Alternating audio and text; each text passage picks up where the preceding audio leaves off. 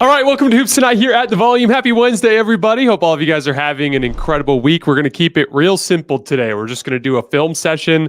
I've got roughly like 50 clips or so from 3 different games we're going to hit. We're going to hit Lakers, Nuggets, Mavs-Clippers, and Suns-Wolves in the film session today. And then I also have a mailbag at the end of the show where we're going to go over, I think I got like 5 or 6 mailbag questions we're going to hit. You guys know the drill. Before we get started, subscribe to our brand new YouTube channel so you don't miss any more of our videos. Follow me on Twitter at _JasonLT so you guys don't miss any show announcements.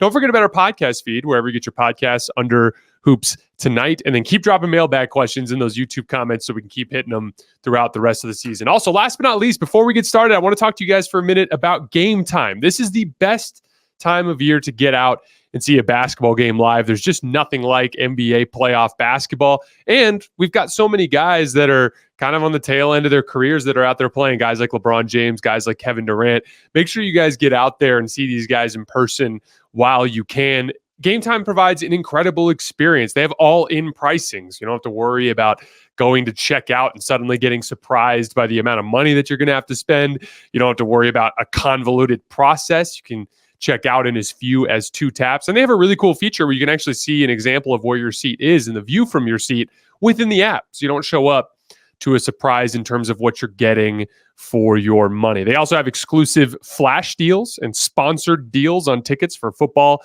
basketball, baseball, concerts, comedy, theater, and more.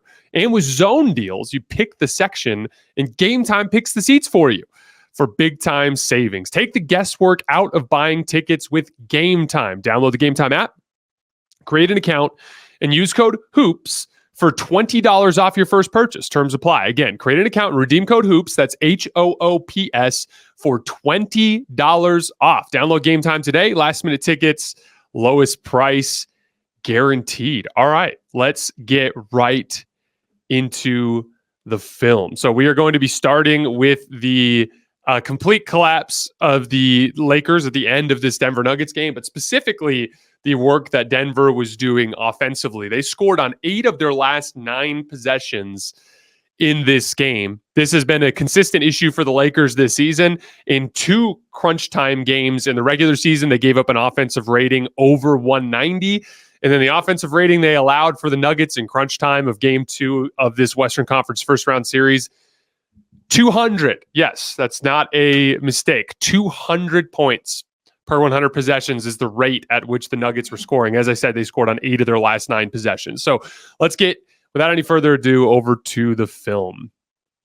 So first of all, we're going to start with LeBron James driving on Kentavious Caldwell-Pope. Really bad floor balance from the Lakers here. You're going to see LeBron, AD, and Rui all end up underneath the basket, and Gabe Vincent in the corner. That puts Austin Reeves in a huge predicament in transition defense. So when LeBron misses this shot at the rim, by the way, KCP played really, really good defense against LeBron down the stretch. LeBron was still magnificent, made a bunch of plays, but he had, trust me, he missed some of them too. It could have been worse. And honestly, when you look at it and break it down simply to Jamal Murray hitting that shot, you needed every last one of those KCP stops in order to get out of here with a win. So miss. Now look at the floor balance. Gabe Vincent's trailing the play. We already have a 3-on-1 before we've done anything. We have MPJ, Aaron Gordon, and Jamal Murray with only Austin Reeves back. But in addition to that, you're going to see Jokic beat AD down the floor too. Everyone's just outrunning the Lakers. We're going to get a kick-ahead opportunity here. And Michael Porter Jr. kind of pump fakes on the 3-point shot and finds Aaron Gordon underneath the basket. He draws a foul, gets to the line. He makes both free throws. So that's our first bucket. Next time down, we're going to get Jokic attacking Anthony Davis in the post. Interesting thing to me about here is fatigue setting in for AD. AD was not good defensively at the end of this game, and you could tell that he just was out of gas.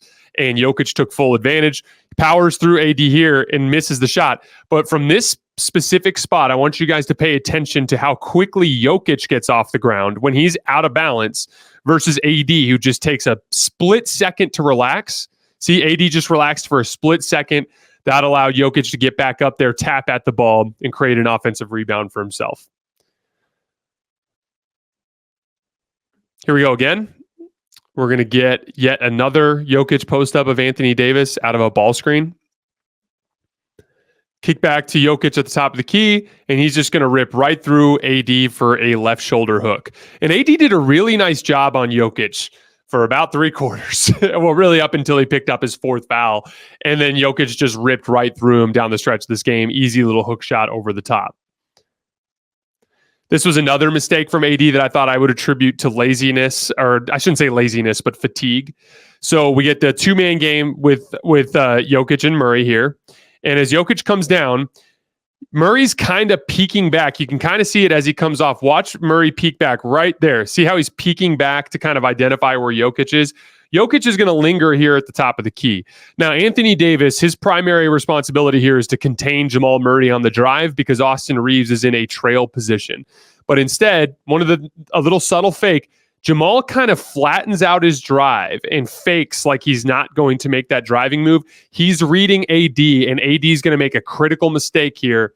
AD is going to close out on Jokic instead of containing this drive. And that little hesitation from AD, Jamal Murray then quickly turns the corner and gets to the rim. Even LeBron was caught off guard because he thought AD was going to be there to contain the drive. And again, if you're AD, especially considering Jokic probably will take that 3, but he's, especially with 10 seconds on the shot clock, it's far more likely that he's going to attack a closeout there. So if I'm AD, I've got to focus on containing Jamal Murray first. And when Jamal throws the pass back, close out and play the results from there. No matter what, even if Jokic is going to knock this down, a good percentage of the time, it is still a lower value shot than Jamal Murray scoring easily at the rim. Now we're going to get Rui Hachimura misses a wide open 3 here. Again, that was a big difference in this game. I was talking about it in the post game after game 2, but the Nuggets non-Jokic Murray players and the LeBron and the Lakers non-LeBron AD players, there's been a mismatch there. LeBron and AD have basically, I actually think they've outplayed Jamal and Nikola just a tiny bit. Not in the sense of obviously the scoreboard and Jamal Murray made a bunch of big plays down the stretch of that game, but Jamal's been inefficient. Jamal has struggled for the majority of this series, except for the tail end of the 4th quarter of game 2, right? Like LeBron and AD have gone punch for punch with Jokic and Murray for the most part. I'm gonna call it even because of the clutch shot making of Jamal Murray, but I think we can all agree LeBron and AD have gone punch for punch with Jokic and Murray. But the non-Jokic Murray role players have outscored the non-LeBron AD Lakers by like 30 points or something like that in this series. They have completely dominated them. At the end of this game, we got a wide open 3 for Rui Hachimura. He missed. Austin Reeves ends up missing a pretty good look on a pull-up 3 over here. Michael Porter Jr. knocks down the crazy, chaotic 3 on the other end of the floor. Big difference down the stretch of this particular game. But we're going to get out in transition on this one. Jokic is going to look to attack Anthony Davis again. And once again, he's just going to power right through him. AD, these were bumps that he was doing a much better job of holding his ground in the first half. Now he's getting out of position. He's gambling. You could just tell fatigue has completely taken over for Anthony Davis at the end of this game. Jokic gets an and 1 on him. This is where we finally get the stop from the Lakers, and it comes out of the 2-man game as LeBron is on Jokic. As Jokic screens Austin gets hit, and so LeBron has to switch. And LeBron does a good job of reading the shot clock and understanding that I'm pointing to the ground as if he's reading the floor. That's a broadcast trick, but he's checking down the floor and he sees on the other end the shot clock, so he knows Jamal has to shoot. So he jumps it. And when he jumps it, Jamal ends up defaulting to a pass at the last second, and LeBron's able to hit it away and get out the other end for a dunk. Again, really lost in all of this. LeBron was pretty damn good down the stretch of this game.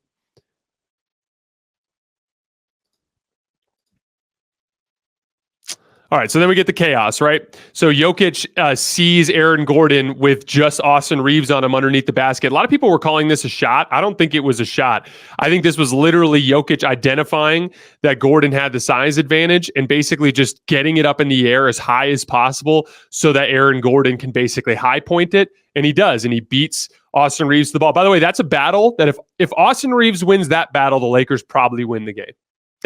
That's how subtle a little thing like this makes a huge difference in a game like this. Aaron Gordon wins that battle. Rui and, excuse me, sorry guys.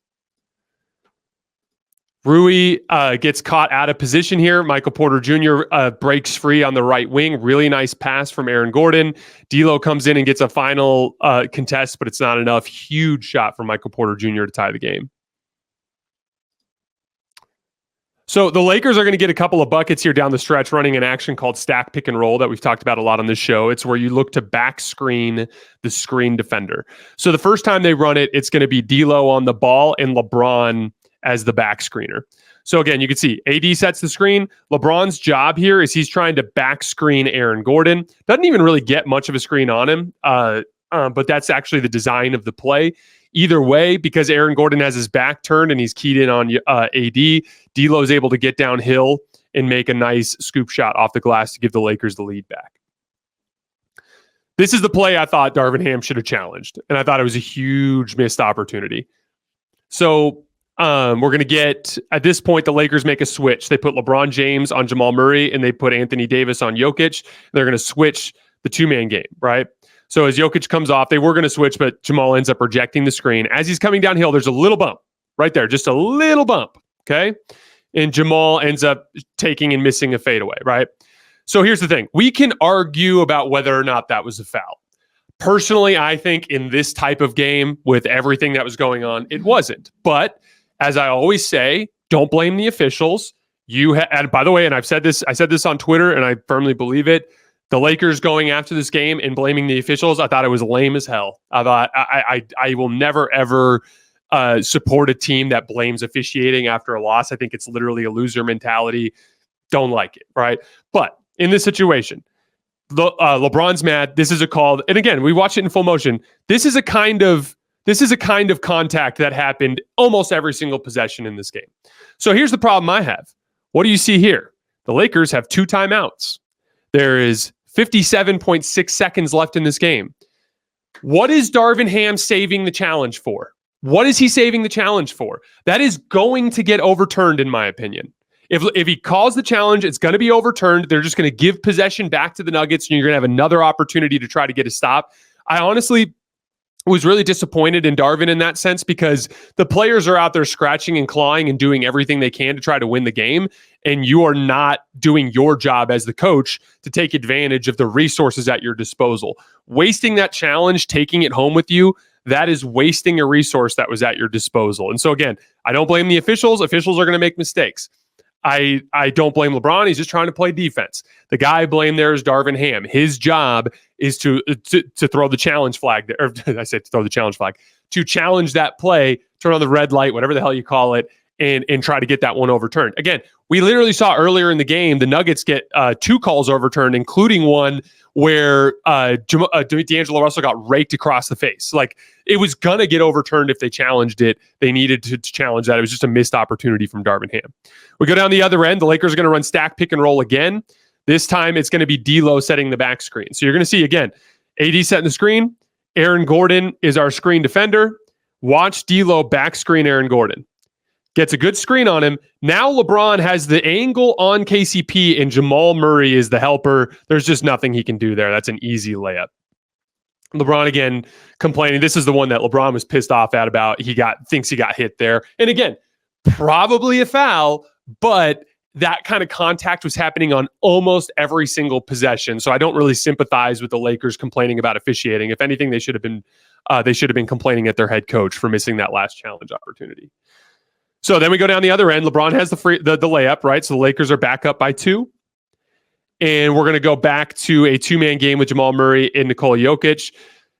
First, they switch it, and Jamal goes, okay, don't really like this matchup. So we call another screen. We get LeBron into the action, and LeBron just briefly takes a negative step here where he gets a little bit unsquared, and Jamal Murray is able to get enough separation to knock down a shot. Big time shot from Jamal. And again, that's why you keep shooting. Even when you've struggled throughout the game, you keep shooting because you're going to need to knock some down at some point, and he hits the big ones, right?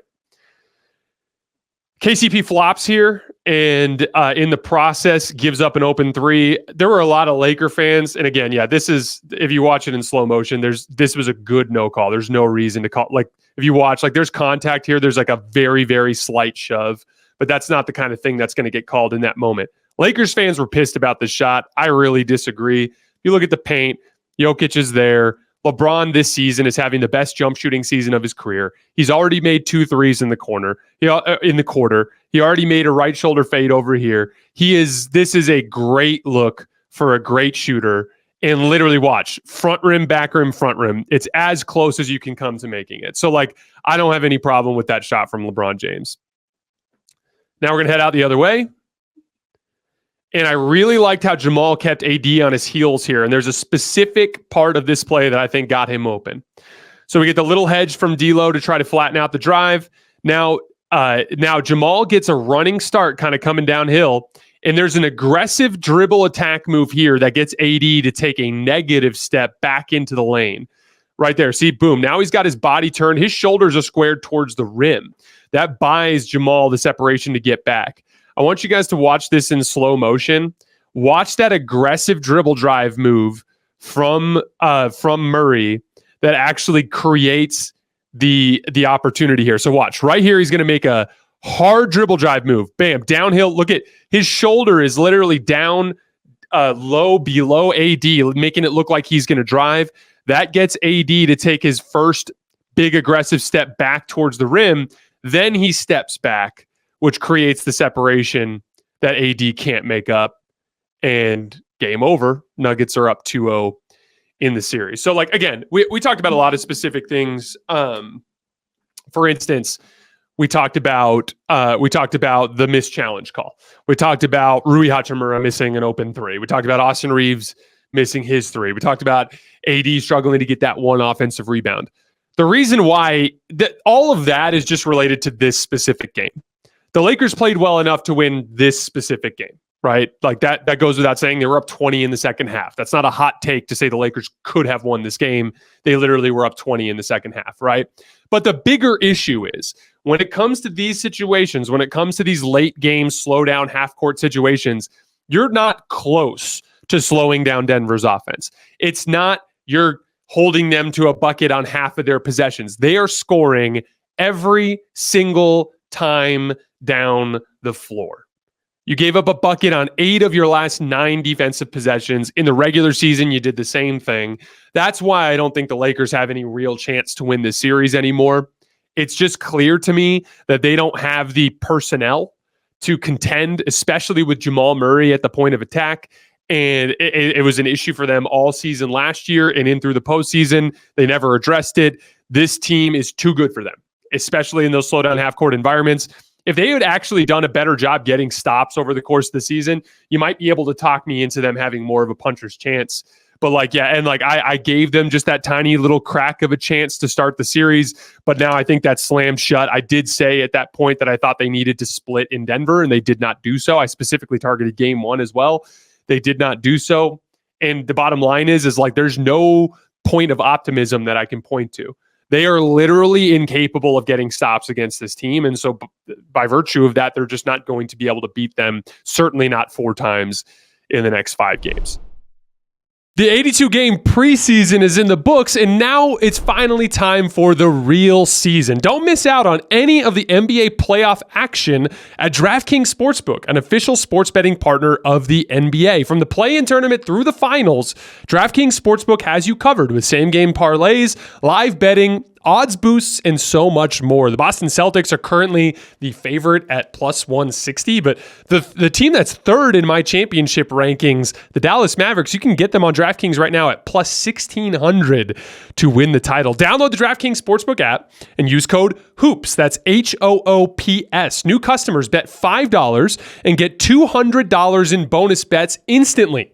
That's code HOOPS, HOOPS, only on DraftKings. The crown is yours. You'll know real when you get it. It'll say eBay Authenticity Guarantee, and you'll feel it. Because when it comes to your feet, eBay has your back. Maybe it's a head-turning pair for hooping or a hot new collab. Whatever you're after, when you cop on eBay, you can trust that your kicks will be checked by experts. Not just any experts, sneaker experts who live and breathe the culture. Real people with real hands-on authentication experience. That's what the blue check mark represents on our listings. eBay Authenticity Guarantee, meaning every inch, stitch, sole, and logo is verified authentic through a detailed inspection. So when you finally step into those Grail kicks, you'll realize that the feeling is unlike any other. And with eBay's authenticity guarantee, that feeling of real is always within reach. Ensure your next purchase is the real deal. Visit ebay.com for terms. All right, we're going to start with a wedge screen so that Luka can attack out of the post. So a wedge screen is typically a screen where you start on one side of the floor and you get a screen from one of your teammates to then cut over to the block. And the purpose it typically serves is either to get a switch, but more frequently a wedge screen is used for post position.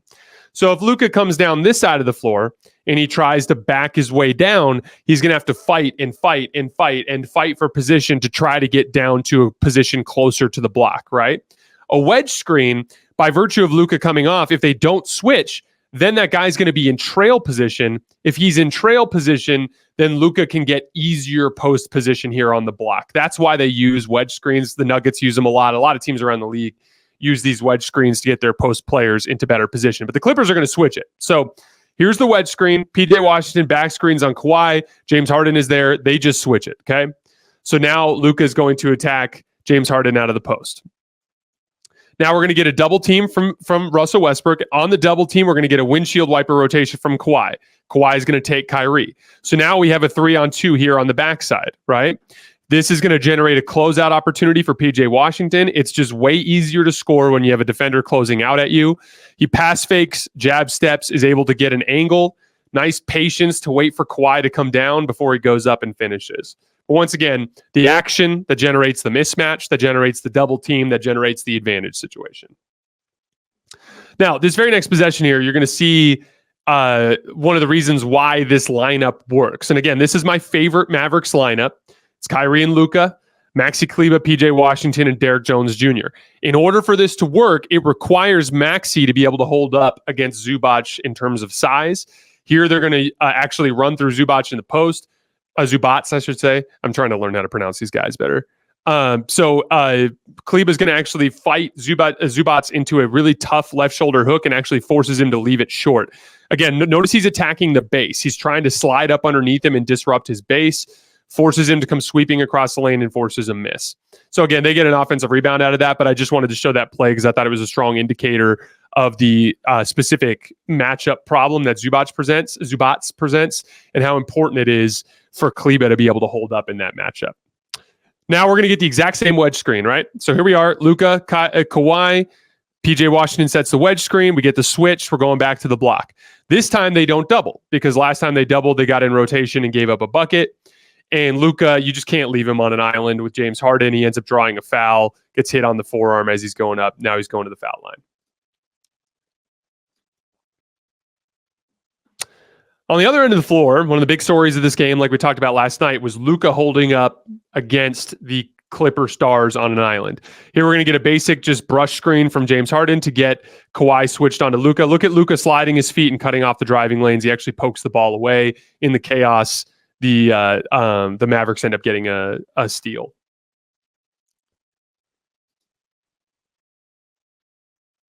Now we're going to go down the other way off the turnover. And this is just really simple, easy basketball. Paul George has Luka in a cross match. We're going to get a screen from Derrick Jones Jr. That's going to lead to a switch with Powell. Now, Clippers don't like this matchup, so they're going to come with a double team. Here comes Kawhi. Double team. Kleber's there. We're going to get a closeout from Paul George. Extra pass. PJ Washington, wide open corner three. Knocks it down. Again, the Mavs desperately needed somebody to hit some shots down the stretch. PJ Washington and Maxi Kleber both came up huge in this game. All right, so on this particular play, this is a transition situation where Luka uses a head of steam to get Kawhi on his heels, okay? So mid shot, Luka's coming up the floor. Now, Luka smells blood in the water at this point, right? Mavs are on a run. I think they were down 73-67, right? So they just tied the game. They're on a 6-0 run. Game tied at 73. Luka wants to completely shift the psychology of this game, and the easiest way to do that is to get a quick bucket, preferably a three, something that just sucks the life out of the arena and makes the other team feel like they're on the ropes, right? So Luka sees blood in the water. He's coming up the floor here. No one's matched up with him, so he starts to pick up his pace. Now, Kawhi's there, but because Luka's taking these super aggressive downhill steps, watch Kawhi. I'm going to move it into slow motion here. Watch Kawhi take a backward step. Boom, right there. That's all that Luka needed to get the separation for his step back against one of the best perimeter defenders in the world. You could just tell on the release of that one that it was perfect coming out of his hand. Now he's talking shit. Now Luka has completely fundamentally changed the psychology of this basketball game. All right, let's get another wedge screen in here. So we're going to get the pass to Kyrie. Here comes the wedge screen. This time from Kleba, gets the switch, comes through to the other side of the floor. And again, that one didn't look as much like a wedge screen as the others. Because the Mavs know the switch is coming, it's more just targeting a matchup. But the fundamental action on the first two times they were in it is a wedge screen. Now, Luka's attacking Harden in the post. Russell Westbrook doubles one pass away off of a really, really good player. And Kyrie Irving knocks down the huge three off of the kick-out pass. Again, if you're going to double one pass away, you got to have a windshield wiper rotation. What that means is, let me go back here for a second. So what that means is, as Russ prepares to double, especially with Kleba and PJ Washington, these are lesser shooters on this side. Kawhi has to be immediately up and ready to rotate to Kyrie. If you're going to double one pass away, Kawhi has to windshield wiper with them, meaning both of them have to make the rotation at the exact same time. All right, this is Luka getting another stop against Kawhi on an island. So kick pass there. We're going to get another Harden screen to get a switch. Now watch Luka contain the Kawhi drive. Watch him just sliding his feet, beating him to spots, and cutting off driving angles. See, cut off the drive, spin back baseline, beat him to the spot, wall up, don't foul. Now at this point, Kawhi's screwed. There's not enough time on the clock to do anything. He's going to have to rise up for an incredibly difficult shot. Luka gets a great contest. Really, really good individual defense from Luka.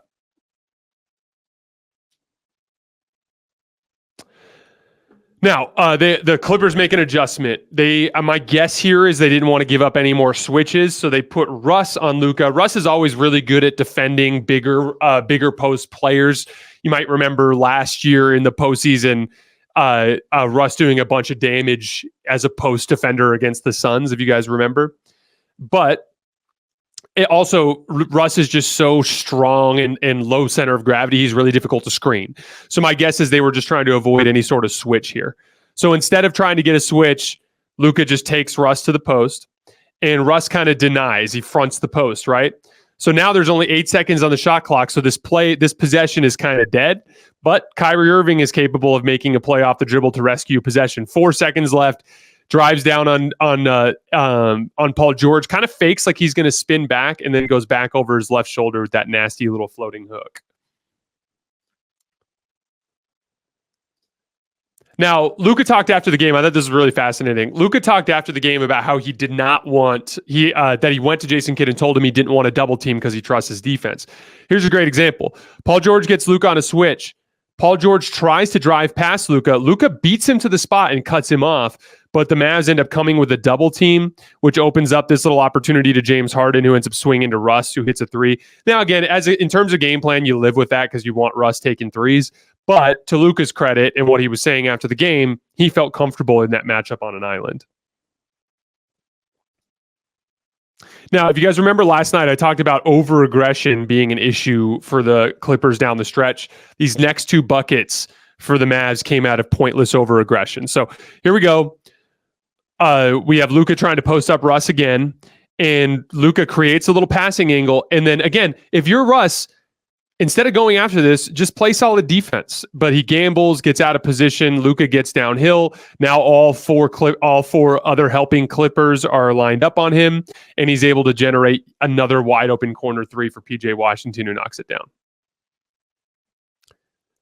Now we're going to get Luka getting attacked on an island again by Paul George. Not going to slow this down or stop it. Just watch him. Cuts off the drive, forces a tough contested jumper. Literally, like, again, I talked a lot after game one. Like, the hedge and recover was the schematic thing you can do, or he just needs to do a better job. And this is just him doing a better job on defense on an island. Look at him turning to his bench and hyping them up after he's getting these stops. Now, Paul George's turn to be over-aggressive. And again, I wish, so it's going to start with a double team of Kyrie Irving. But if you're the Clippers from a game plan perspective, you got to be less aggressive and actually force Luka to score here. But instead, he reaches, and when he reaches, he does get a hand on the ball. But Luka's able to regain control. Now Paul George is out of position. Once again, downhill, everyone keyed in on him. Wide open catch-and-shoot three for Maxi Kleber. Knocks it down. Huge shot making from PJ and Maxi late. Another huge defensive play from Maxi Kleber on Zubac here. Zubats. So PG drives. Maxi steps up and help. He's not over committing, but he's putting himself between Zubats and PG, right? Gets the drop-off pass. Now watch in slow motion. This one I am going to slow down. Watch the strip from Maxi here. Watch this. So he's in position. Watch the strip. Right as Zubats going up, boom, knocks it loose. Huge defensive play from Maxi here down the stretch. And then lastly, we get our dagger. So Luka's got James Harden. We're just going to work it down. Clearing out, creating space. This was the shot that we all saw coming last night, right? This is one of Luka's favorite things to do, especially on the road in the postseason. He wants to snatch your soul with the shot. He wants to hit the dagger. He wants to talk a bunch of shit. He wants to let your crowd know about it. Here we go.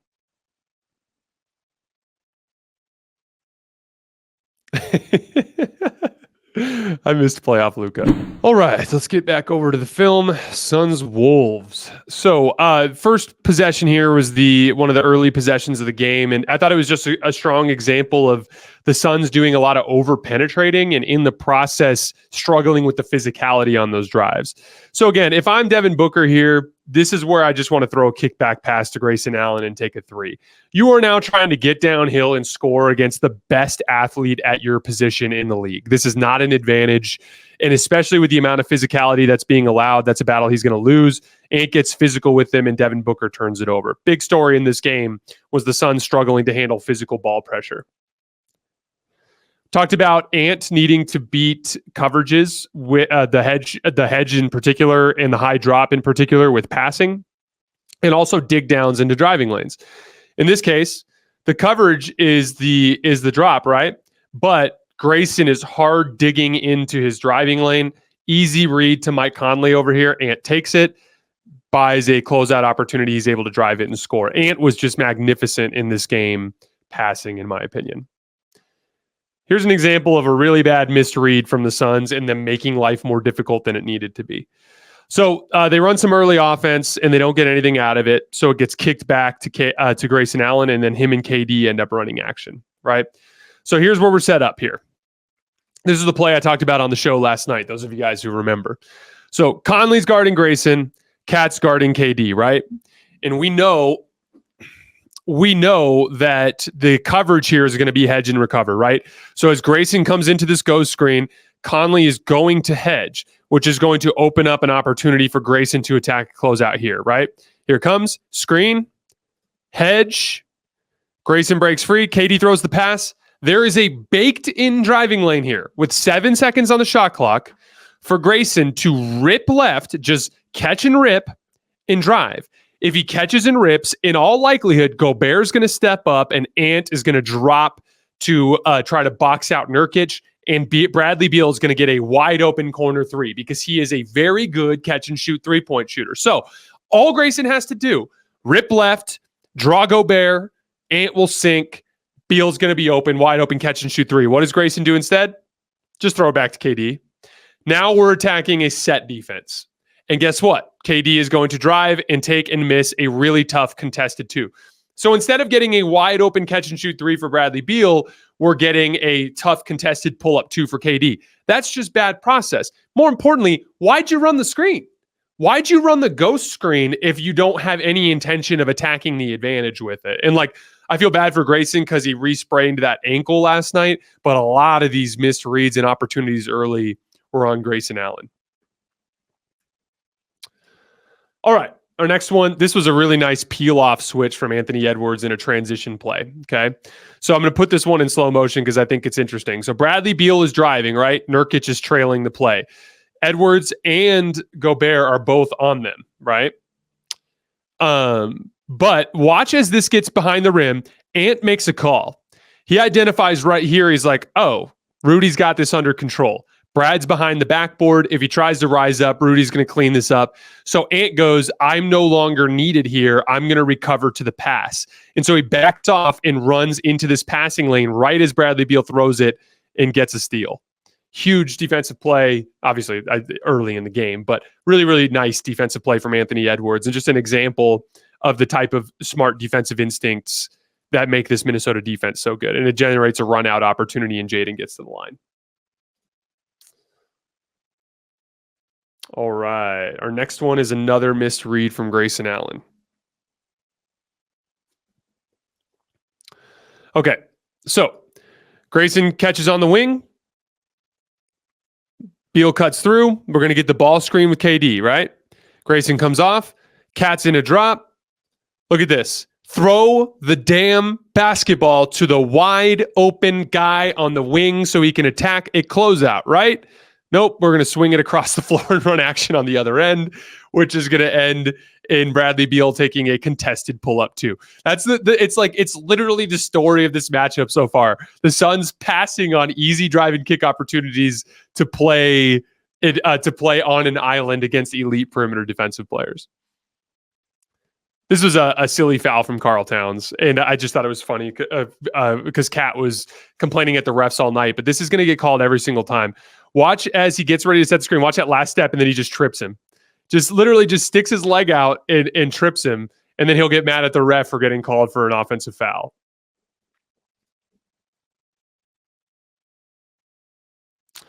Now, another Grayson Allen read here in transition. He's going to over-penetrate and drive into a physical situation and turn it over. Again, as he's driving, right here, as he's driving, boom, Karl Towns turned his back. Throw the ball to Devin Booker. He's going to be able to drive that closeout or hit a catch-and-shoot three. Instead, we over-penetrate into traffic and turn the basketball over. We're going to get a double staggered action here from Bradley Beal. This was another play I talked about on the show last night, right? So Bradley Beal is going to come off the screen. Jaden's chasing. Both bigs are dropping. Freeze right there. I'm actually going to go back a little bit. Right. Throw the pass. It's open. These guys are dropping. Jaden's trailing. Royce O'Neal is wide open at the top of the key. There's no problem with the angle for the pass. If you throw that, here's one of two things is going to happen. Either Nickeil Alexander-Walker is going to close out, or Naz Reid is going to close out, and Royce O'Neal can drive the closeout, which will keep the defense in rotation and help you generate an easier opportunity, or he's going to get a catch-and-shoot three, which is going to be a higher percentage shot than this. But instead, Beal over-penetrates. Gobert, a lot of late clock switches from Rudy Gobert last night that were huge in this game, but he switches out, and now Bradley Beal is going to take this incredibly difficult step through floater thing against Rudy Gobert. That's an extremely... So tell me, what's a higher percentage shot? This or what you might have gotten if you threw the kickback pass to Royce O'Neal? That's not a difficult question to find the answer to.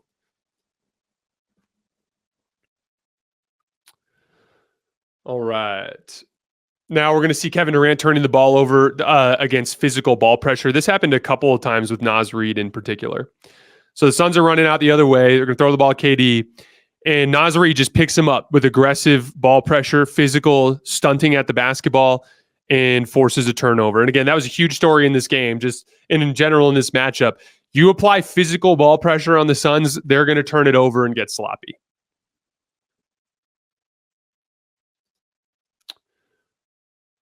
Devin Booker, same sort of thing here. Fatigue is starting to set in. There's ball pressure.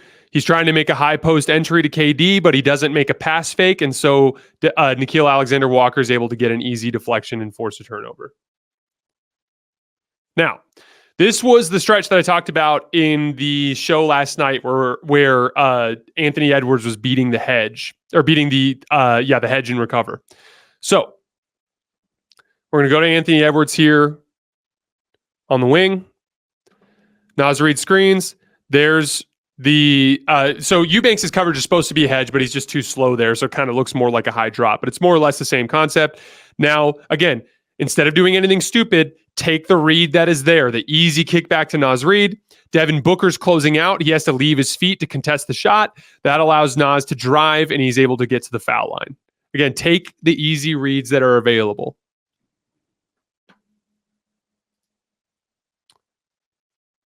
Now, this is going to be a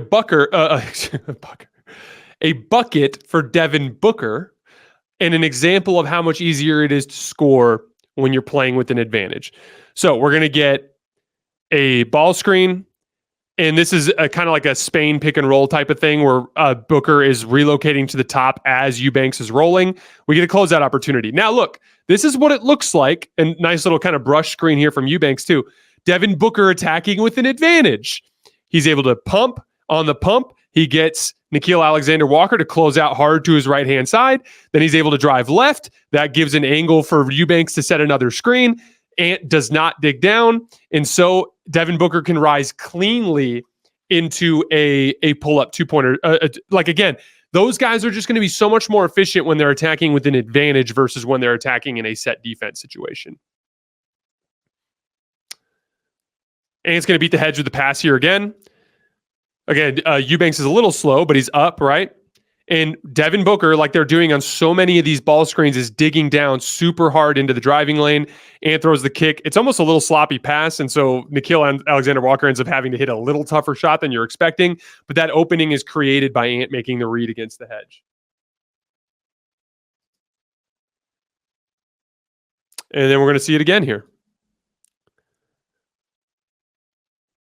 So Gobert, high drop.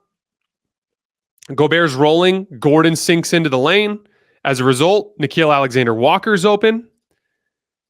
And he identifies Jaden McDaniels on the weak side. Again, look at KD. KD is sinking into the lane.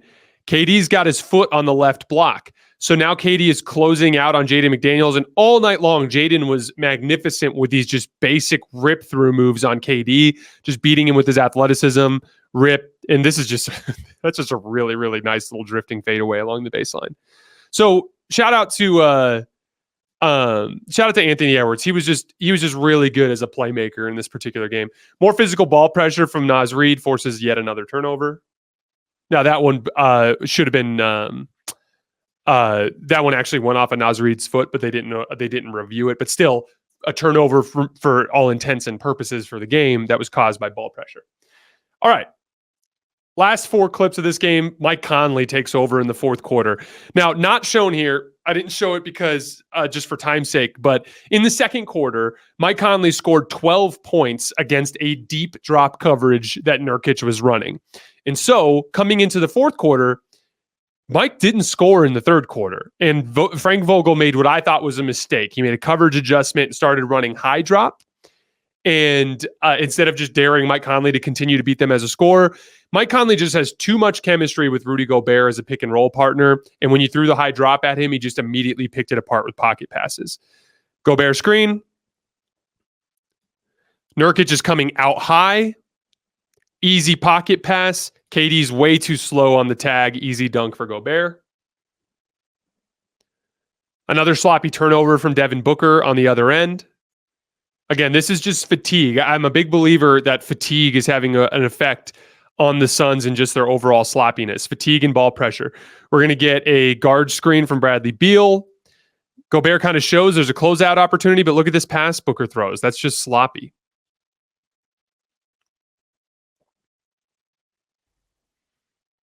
Another pocket pass from Conley here. There's a switch because of help, right? So there's another wedge screen that gets Karl Towns an advantage on Bradley Beal. So Nurkic calls for a switch and he points back out to Gobert. So Beal closes out. But then as Conley runs it, again, instead of Beal kind of meeting Conley here in a more passive way, he closes hard. And when he closes hard, that opens the pocket pass for Gobert. Nurkic has to tag. Cat cuts along the baseline and gets a layup. Same exact thing over here. Again, high drop. Look at how hard Nurkic is showing on these. Easy pocket pass. They're going to run it again here. Look at that. Hard show. Kick to Gobert. Tag by Booker. Now I've got a 2-on-1 on the weak side with Kevin Durant, Nickeil Alexander-Walker. KD stunts towards the baseline side. Gobert hits him wide open catch and shoot three for McDaniels. He misses it, but as all the Suns had to rotate over this way, it creates an opening for Mike Conley to get the offensive rebound on the backside, and that basically ended up being the shot that amounted to the dagger. So again, as you can see, and like I had a lot of, I'm actually going to go straight into the mailbag here because this first question kind of plays into this a little bit. So this was a comment that was on the breakout clip that we did from the Suns-Wolves game last night. LOL, this dude is now saying that the game played out exactly as he said, but he literally picked the Suns to win. Don't change up now. So I know the vast majority of you guys are not like this. So I promise that I appreciate and I'm thankful for the most of you guys being able to sift through this and understand. But I always have to clarify this every year when we get to the postseason. I make predictions because it's my job. Okay. All of these series are really close. As a matter of fact, with the exception of the Nuggets series and the Celtics series, I think every single the Nuggets, Celtics, and Pelicans Thunder. So 5 of the 8 series were in the 100s in terms of how much the favorite is favored. So they were favored by somewhere between minus 105 and minus 195. Every single one of these series. So they're all coin flips, okay? I'm going to make a prediction anyway because that's my job. And in the predictions, what do I always do? I tell you guys, here's what I think is going to happen as a guess. Here's my reasoning for why. However, if the other team wins, here is their pathway. I do that for every single one of these series. That's what I did for the Wolves. I picked the Suns to win because in the regular season, the Suns dominated the Wolves. I had basketball evidence to back that up. In the process, I did say I expected it to go 6 games because the Wolves are such a good defense and they're so physical, right? But in the process, I broke down the reasons why. Frank Vogel has a really good game plan. His game plan of the aggressive coverages against Ant and the passive coverages against Conley plays the two of them into their worst tendencies, and the Wolves tend to fall apart offensively. That was the evidence that I used to make my prediction, right? But those of you guys who watched the series preview, you saw exactly what I said in the if the Wolves win, this is what they need to do segment. I literally said, they need Jaden McDaniels to give them scoring pop. What did Jaden McDaniels do in game 2? Gave them scoring pop. They need Mike Conley to beat the passive coverages by being aggressive as a scorer. That is what he did in the second quarter run that led to the adjustment, that led to him picking them apart in the pocket passes in the fourth quarter. I said Anthony Edwards has to beat Vogel's coverage with pull-up jump shooting in decision-making against their kind of loaded up coverages. In game 1, he beat it with pull-up shooting. And in game 2, he beat it with playmaking. And then lastly, I said they cannot let the Suns get into rotation. They need to stay home off the ball as much as possible and try to defend the actions 1-on-1 and 2-on-2. So I laid out the pathway for both teams.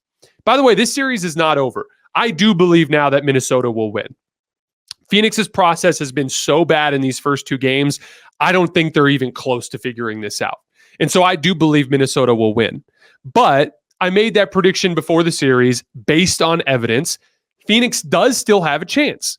If Phoenix goes home and they do take advantage of those smarter reads, and they do get the ball in rotation and start generating higher quality shots, and they up their assist percentage to where it was in the regular season, and then their defensive game plan works better, I do think they can get back in this series. In fact, I do think they'll get at least 1 in Phoenix, and I think there's a decent chance they get 2. I just don't think Phoenix can do it 4 times in 5 tries now. So I do believe Minnesota will come back to win. But again, I'm saying this now because I'm going to make 4 more predictions in the second round, and 2 more in the conference finals, and 1 more in the NBA finals.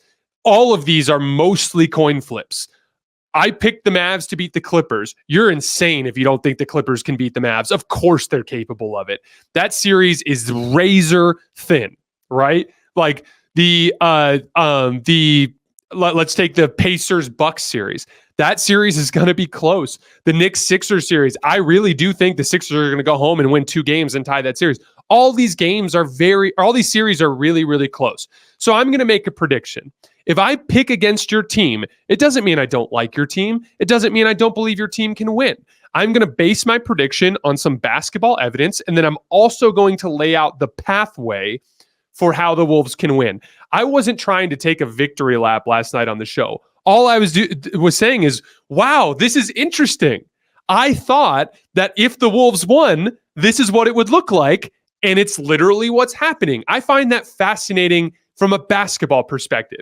Every team goes into matchups in a playoff series with advantages and disadvantages. And the team that best capitalizes on their advantages and hides their disadvantages is going to be the team that wins the series. And so far, through 2 games, the Minnesota Timberwolves have done a masterful job of playing, of confronting their own weaknesses and playing well in those situations. Jaden scoring, Mike Conley scoring, Anthony Edwards hitting pull-up jumpers and making passing reads. And Phoenix is playing into the worst version of themselves, right? So, like, again, I want to be clear. I know the vast majority of you guys give me that leeway, but for that small segment that seems to think that every prediction I make is me like staking my entire reputation as an analyst on the outcome of a series, that's fucking stupid. That's just not how this works. I'm giving you guys predictions because it's my job. I'm going to give my case, but I'm always going to give a case for the other side as well. I'm not rooting against the Timberwolves. I simply just made a call based on evidence in the regular season. And I think we can all agree that in the regular season, the Suns gave the Timberwolves issues. Are we seriously going to pretend that isn't the case? Of course that was the case. They've just managed to flip the script on all of that stuff to have success in this series. Next question. How do you feel about a healthy Lonzo Ball on this Timberwolves team? Love the breakdowns. Keep it up. You know, I actually, again, just looking at it through the lens of a healthy Lonzo Ball, I love the fit. Excellent perimeter defender, more of a playmaking, pace-pushing, kick-ahead, Tyrese Halliburton-esque kind of like read maker in the half court and in transition. And he turned himself into a really good catch-and-shoot player.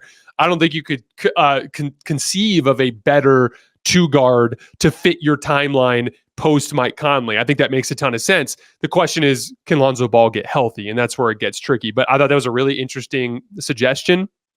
And I would love to see Lonzo have a career renaissance in a place like Minnesota. I feel like a major part of the Mavs' fourth quarter success was Russell Westbrook making a ton of bad defensive decisions for no reason. I know very little about the X's and O's of basketball, but sagging off Kyrie and losing Luka or going for a random steal isn't the smartest idea when you're trying to close the gap. So that's always the case with Russ. Russ is the textbook good play, bad play guy. And it's always a scale with him. And sometimes the scale tips towards good plays more than bad. And sometimes it tilts towards bad plays more than good. When he was with the Lakers, more often than not, the bad plays were winning out. With the Clippers, for the most part, the good plays have been winning out. He did make a couple of bad defensive decisions down the stretch of that game. He doubled from Kyrie one pass away when clearly it wasn't schemed for because Kawhi wasn't ready for it as the next rotation. And then he gambled on Luka once and gave in a post-up and gave him a downhill opportunity that led to an easy kick-out pass for a PJ Washington 3. So, yeah, he did make some mistakes. I just think the good that Russ brought to the table last night outweighed the bad. Don't you think it's interesting how because of the Wolves' insane perimeter defense on the big three and their ball pressure, a lot of these end-of-possession grenades go to Nurkic on an island against Gobert? How else can you beat lockdown perimeter defense like that at the end of the shot clock? So I'm just going to take this in a different direction. I thought Gobert in general, switching on pick and rolls late in the shot clock, was a huge part of Minnesota's defensive success in games 1 and 2. Essentially, he's meeting them up high and following them into the lane. And yeah, some of those are getting dropped off to Nurkic in late clock situations, but a lot of them, the guard is then pulling Gobert out and then trying to ISO against him. And Gobert is just doing an amazing job on those ISOs. Again, we talk a lot about Jaden McDaniels and Anthony Edwards and Nickeil Alexander-Walker. I even think Mike Conley's done a really good job defensively in the series. But Rudy Gobert is one of the top 5 defensive anchors in the world, and he pulls it all together for them. Steph has a down month on his stats, and he is no longer top 10 and is no longer in his prime. Recency bias is crazy. So I wanted to clarify this. First of all, Steph's rough end to the season was actually a few months long. But I'm doing the exact same thing to Steph that I did with LeBron. LeBron showed a dip in his production and effectiveness last year. And so I moved him way down the playoff. I think I had him 8th or 9th in my player rankings this year. Steph has really struggled as of late, but I still think he's a top 10 player. He just wasn't playing like a top 10 player over the last couple months of the season. He was in the low 20s of points per game and really inefficient by his standards, right? But after this season, yeah, I'm probably going to put Steph in the 5 to 10 range, similar to what I did to LeBron last year. But you're right. Steph absolutely can bounce back. And if Steph did what LeBron did at the end of the year this year, LeBron at the end of the year this year came in hot and like was the only player in the league post deadline that was averaging at least 27 points per game on at least 50% from the field and 40% from three. He's one of only 5 players in this postseason run so far to average at least 25 points per game on at least 50% from the field and at least 40% from three. He's also averaging 10 assists per game in this postseason run. He's going toe-to-toe with Nikola Jokic at the end of basketball games. Like, LeBron's just playing at an extremely high level right now. So I have moved him back up the list. By the way, I'll save the LeBron piece for the last question because we're going to get to that in a second. But if Steph goes into next season and starts looking like Steph again, of course I'm going to move him back up the list. I'm not burying Steph Curry.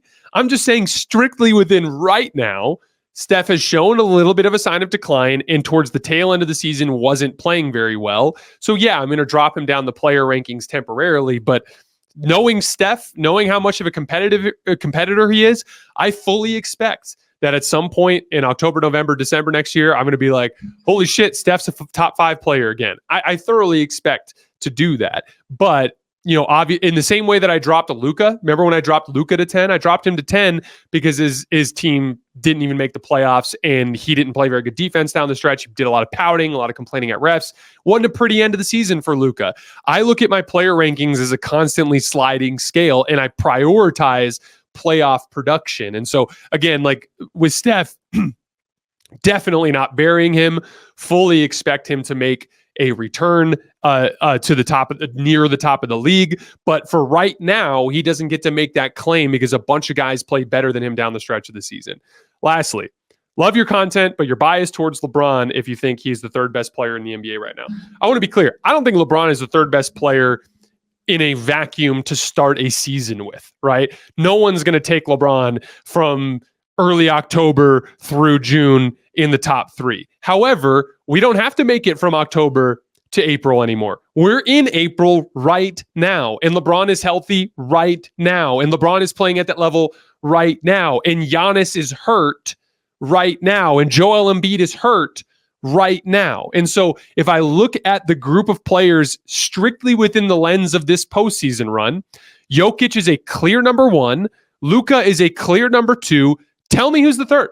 Who's the guy in this playoff field that is clearly playing better two-way basketball than LeBron James right now? Tell me. I want to hear about it. Maybe we can debate it over the course of the next week through mailbag questions. But like, I'm just saying strictly right now in this postseason, because I don't have to worry about 82 games and I don't have to worry. By the way, LeBron had an amazing season, but this was the lower end of the outcome. We all knew coming into the season that it was unlikely that LeBron would just be super healthy throughout the whole thing after how he kind of struggled to stay healthy in the previous few years. We got the small end of that outcome, which is LeBron stays healthy. Here we are. We're in the postseason. LeBron's playing fucking awesome in the first round against Denver. So like, that's kind of where my rationale is. But yeah, when we're ranking players this offseason, I'm not going to have LeBron at number 3 because of the 82 game grind and whether or not he can hold up on for 22 for his 22nd season that way.